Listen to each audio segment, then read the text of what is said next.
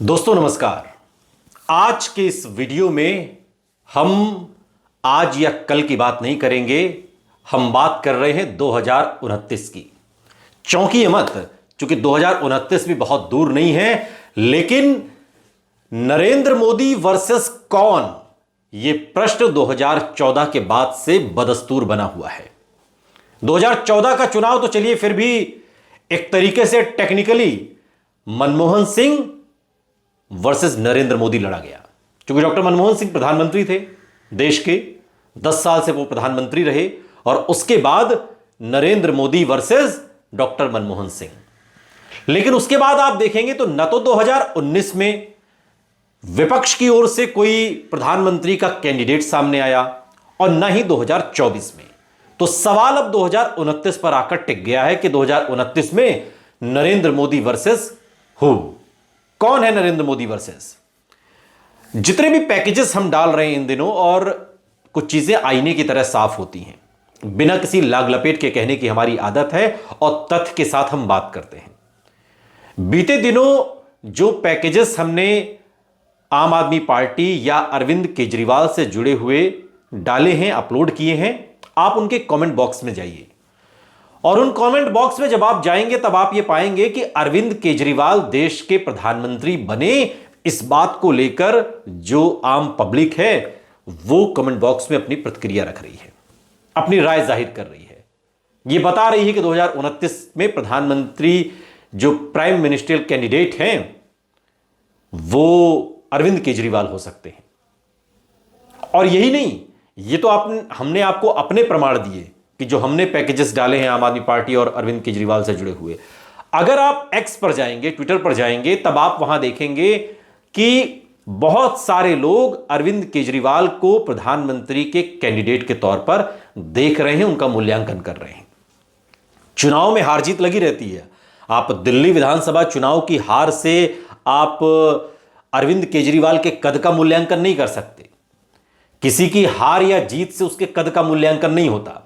हारने को तो अमेठी से राहुल गांधी भी हार गए थे, और हराने वाली स्मृति ईरानी आज क्या कर रही हैं आप और हम सब अच्छे तरीके से जानते हैं। हारने को तो इंदिरा गांधी भी चुनाव हार गई थी और उसके बाद देश की प्रधानमंत्री भी बनी। हारने को तो अटल बिहारी वाजपेयी भी चुनाव हार गए थे और देश के प्रधानमंत्री बने बाद में। तो हार और जीत से आप किसी नेता के कद का मूल्यांकन नहीं कर सकते। इस बात को आप बहुत कंठस्थ कर लीजिए, इस बात को आप बहुत तबीयत से समझ लीजिए। अब बात आगे बढ़ाते हैं। तो 2029 में प्रधानमंत्री नरेंद्र मोदी वर्सेस क्या अरविंद केजरीवाल होने वाला है, इसको लेकर सवाल इसलिए पूछा जा रहा है, या सोशल मीडिया पर भी मैं सर्च कर रहा था तो यह सवाल इसलिए महत्वपूर्ण है क्योंकि आप देखेंगे कि न तो 2019 में न 2024 में राहुल गांधी को लेकर विपक्ष के तमाम नेता एकमत इस लिहाज से नहीं हो पाते कि वो राहुल गांधी के चेहरे के साथ चुनाव लड़ें। हालांकि राहुल गांधी काबिल इंसान है, प्रधानमंत्री पद के सबसे सशक्त दावेदार हैं, आज की तारीख में एलओपी है, लीडर ऑफ अपोजिशन है लोकसभा में, और दमदार तरीके से अपनी बात रखते हैं संसद में।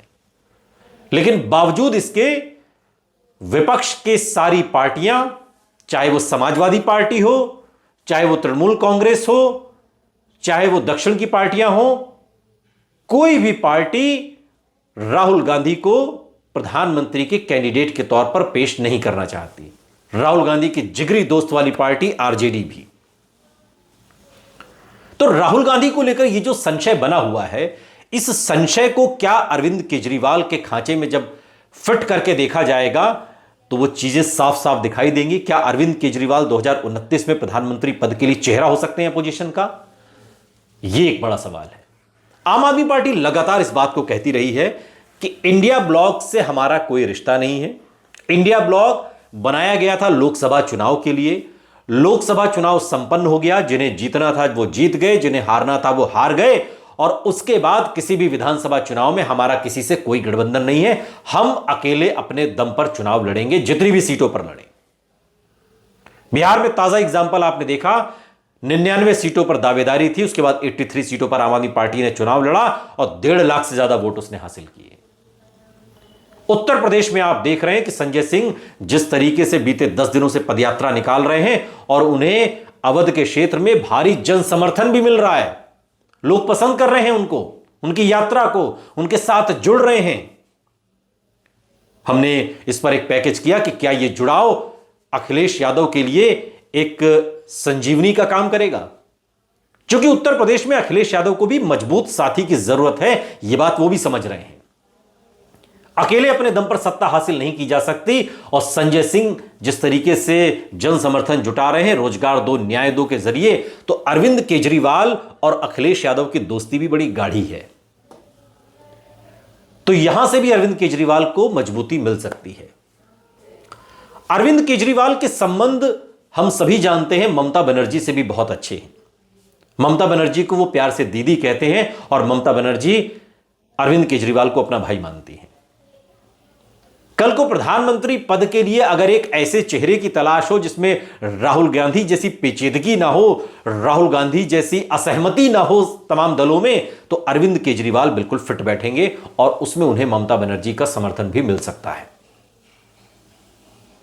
आरजेडी का भी समर्थन अरविंद केजरीवाल को इस लिहाज से मिल सकता है क्योंकि राहुल गांधी के नाम पर आरजेडी सहमत होती नहीं है, और अरविंद केजरीवाल के नाम पर इसलिए सहमत होगी क्योंकि अरविंद केजरीवाल की राजनीति आरजेडी की राजनीति से अलग है, और दोनों एक दूसरे की राजनीति से टकरा नहीं रहे हैं।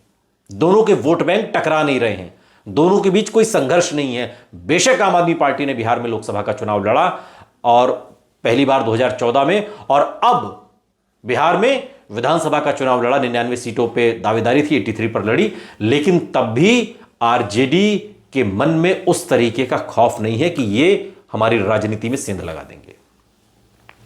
क्योंकि मोदी की तुलना में अगर आपको कोई लाना है तो उसमें आपको अरविंद केजरीवाल जैसा नेता चाहिए होगा, यह बात आरजेडी भी समझती है। अब आप साउथ की तरफ जाएंगे। आप बहुत अच्छी तरीके से जानते हैं कि तमिलनाडु के मौजूदा मुख्यमंत्री एम के स्टालिन के साथ अरविंद केजरीवाल के बहुत अच्छे रिश्ते हैं।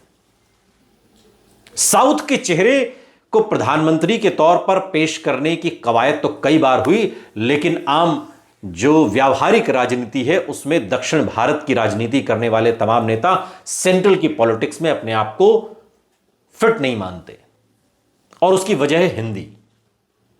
इस लिहाज से भी अरविंद केजरीवाल का समर्थन दक्षिण की ये पार्टियां कर सकती हैं, जिसमें सबसे पहला नाम डीएमके का होगा, जो तमिलनाडु की बड़ी पार्टी है, सत्ताधारी दल है।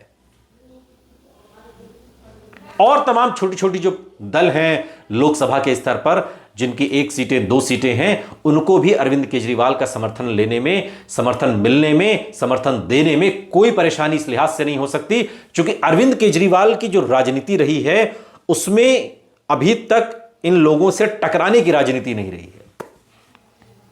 लेकिन अब आपका सवाल होगा कि कांग्रेस कैसे राजी होगी। बिल्कुल, यह सबसे वाजिब सवाल है, क्योंकि अरविंद केजरीवाल की सारी राजनीति कांग्रेस के विरोध पर चली है।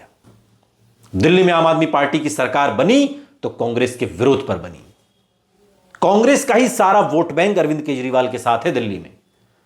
पंजाब में अगर भगवंत मान मुख्यमंत्री हैं तो पंजाब में भी जो कांग्रेस का वोट बैंक था, उसी वोट बैंक को अपनी तरफ आकर्षित करके आम आदमी पार्टी ने, अरविंद केजरीवाल ने सरकार बनाई, भगवंत मान मुख्यमंत्री बने। गोवा में भी अगर पिछले विधानसभा चुनाव में 5 सीटें आम आदमी पार्टी हासिल कर लेती है तो इसका श्रेय भी आम आदमी पार्टी की उस रणनीति को जाना चाहिए जिसमें कांग्रेस को कमजोर करते हुए उसने अपने पाले में 5 विधायक किए। और इस बार दावा है विधानसभा चुनाव में सत्ता परिवर्तन का आम आदमी पार्टी का। गोवा में भी अगर आम आदमी पार्टी अपने विधायक को जिता पा रही है तो इसमें भी कांग्रेस के विरोध की ही राजनीति है। या जहां जहां भी कांग्रेस को आप मजबूत देखते हैं, मध्य प्रदेश में तो एक मेयर भी कांग्रेस का है। इस लिहाज से आम आदमी पार्टी को कांग्रेस का समर्थन मिले न मिले, लेकिन बाकी सारे दलों का जो अपोजिशन के हैं उनका सबका समर्थन मिल सकता है। और जब सबका समर्थन मिल सकता है तो कांग्रेस कहां दूर रहेगी? कांग्रेस का बीजेपी को सपोर्ट करने लगेगी। कांग्रेस को भी थक हार कर अरविंद केजरीवाल का ही समर्थन करना पड़ेगा। यह हम विश्लेषण करने की कोशिश कर रहे हैं कि अगर प्रधानमंत्री कैंडिडेट के तौर पर अरविंद केजरीवाल को 2029 में प्रोजेक्ट किया जाए तो एक तस्वीर यह भी बन सकती है, क्योंकि अरविंद केजरीवाल भी 2029 तक पूरी तरीके से फुर्सत में है राष्ट्रीय राजनीति के लिए, जमीन की राजनीति के लिए। क्योंकि दिल्ली में चुनाव 2030 में होना है और उससे पहले कहीं कोई संभावना नहीं है सिवाय लोकसभा चुनाव के। इसलिए अरविंद केजरीवाल कल को अगर आपको नरेंद्र मोदी वर्सेस अरविंद केजरीवाल दिखाई दे तो आप चौंकिएगा नहीं, क्योंकि अरविंद केजरीवाल के पास वो तमाम खूबियां हैं। वो पढ़े लिखे हैं, पूर्व IRS अधिकारी हैं, दिल्ली में 10 साल उन्होंने सरकार चलाई बतौर चीफ मिनिस्टर। उनके पास एक लंबा चौड़ा एडमिनिस्ट्रेटिव तजुर्बा है और नरेंद्र मोदी का 15 साल का शासनकाल जब 2029 में जाएंगे, एक एंटी इनकम्बेंसी, एक उम्र की भी थकान, बहुत सारी चीजें, यह संभव है कि अरविंद केजरीवाल के समर्थन में एक हवा बननी कम से कम अपोजिशन के स्तर पर शुरू हो, जिसकी शुरुआत अब सोशल मीडिया कर रहा है और तमाम जगहों पर अरविंद केजरीवाल को लेकर बतौर प्रधानमंत्री के तौर पर प्रोजेक्ट किए जाने की जब बात चल रही है, तो उन तमाम विषयों को आधार बनाते हुए ये एक छोटा सा विश्लेषण हमने आपके लिए किया है। हमारा ये विश्लेषण आपको कैसा लगा, या इसमें क्या चीजें छूट गई हैं जिन्हें आप ऐड ऑन करना चाहें, तो आप हमें कमेंट बॉक्स में जरूर बताइएगा। हम उसे भी ऐड करेंगे और एक नए पैकेज के साथ फिर आपके बीच होंगे।